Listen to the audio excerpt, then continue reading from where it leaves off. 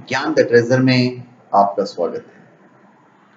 और हम आपको बताएंगे कि ओम को महामंत्र क्यों कहा जाता है, क्यों माना जाता है, इसे बोलने के क्या फायदे हैं। सनातन धर्म और ईश्वर में आस्था रखने वाला हर व्यक्ति देव उपासना के दौरान, शास्त्रों, ग्रंथों में या भजन और कीर्तन के दौरान ओम महामंत्र को कई बार पढ़ता है, सुनता है या बोलता है। धर्मशास्त्रों में यही ओम प्रणव नाम से भी पुकारा गया है।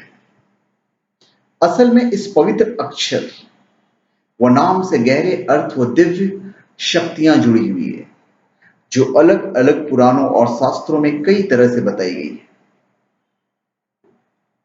खास तौर पर शिव पुराण में ओम के प्रणव नाम से जुड़ी शक्तियां, स्वरूप व प्रभाव के गहरे रहस्य बताए गए हैं।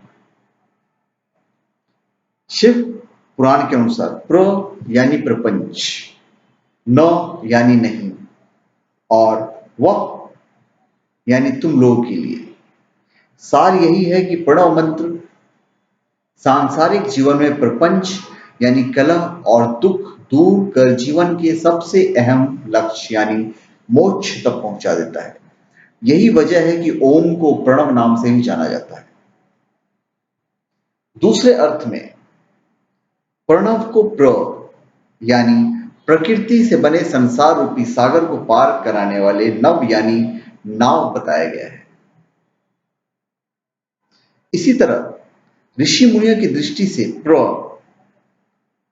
प्रकर्षेण न, नयित और वह युष्मान मोक्षम इति व प्रणव बताया गया है, जिसका सरल शब्दों में मतलब है हर भक्त को शक्ति देकर जन्म मरण के बंधन से मुक्त करने वाले होने से यह प्रणव है। धार्मिक दृष्टि से परब्रह्म या महेश्वर रूप भी नव या नया और पवित्र माना जाता है। प्रणव मंत्र से उपासक नया ज्ञान और शिव स्वरूप पा लेता है, इसीलिए प्रणव कहा गया है।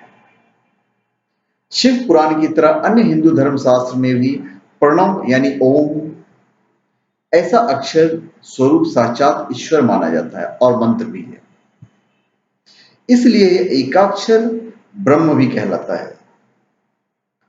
धार्मिक मान्यताओं में प्रणव मंत्र में त्रिदेव ब्रह्मा, विष्णु और शिव की सामूहिक शक्ति बताई है, सामूहिक शक्ति समाई हुई है।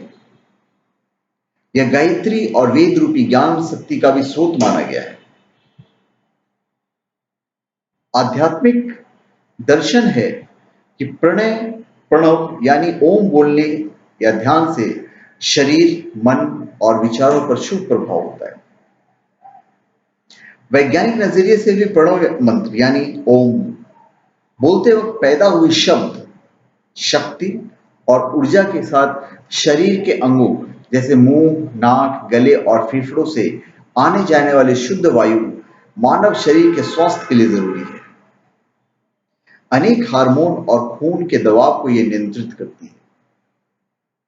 इसके असर से मन मस्तिष्क शांत रहने के साथ ही खून के भी स्वच्छ होने से दिल भी सेहतमंद रहता है, जिससे मानसिक एकाग्रता व कार्य क्षमता बढ़ती है। व्यक्ति मानसिक और दिल की बीमारियों से मुक्त रहता है। सुखासन पर बैठकर 40 मिनट प्रतिदिन ओम का जप किया जाए तो 7 दिन में ही अपनी प्रकृति में बदलाव आता महसूस होने लगता है। 6 सप्ताह में तो 50% तक बदलाव आ जाता है। ये लोग उन 2% लोगों में शुमार हो जाते हैं जो संकल्प कर लें तो अपने से 50 गुना ज्यादा लोगों की सोच और व्यवहार में बदलाव ला सकते हैं। एक अध्ययन के नतीजे पर बताते हैं कि व्यक्ति के इस स्तर तक पहुंचने में मंत्र जप और स्थिरतापूर्वक बैठने के दोनों ही कारण बराबर उपयोगी हैं। दोनों में से एक भी गड़बड़ हुआ तो कठिनाई हो सकती है। हमारे यहाँ तो पालती लगाकर सब लोग बहुत आसानी से बैठ जाते हैं, जबकि बाहर के देशों में ध्यान की कक्षा में प्रवेश करने वाले व्यक्ति दीक्षा लेने के बाद जप और ध्यान सीखते समय ही बैठने की इस तकनीक का अभ्यास शुरू कर देते हैं। सुखासन पर बैठकर मंत्र जाप करने से या विधिवत अजपा करने से, मतलब अजपा कर मतलब मन में लगातार जप, अजपा करने से उसके कामयाब होने के लक्षण दिखाई देने लगते हैं। ये वो लक्षण है कि मंत्र जिस देवता की आराधना में है उसकी विशेषताएं साधक में दिखाई देने लगती है। दार्शनिक पॉल ब्रंटन ने अपनी पुस्तक in the search of secret India में उन साधु संतों के बारे में और उनकी साधना विधियों के बारे में लिखा है। पॉल ब्रंटन ने लिखा है कि सिद्धि और चमत्कारी साधु की शक्ति सामर्थ्य का रहस्य बहुत कुछ उनके स्थिरतापूर्वक बैठने में था। तो धन्यवाद। आप हमारे चैनल में सब्सक्राइब करें और अपने कमेंट दीजिए। धन्यवाद।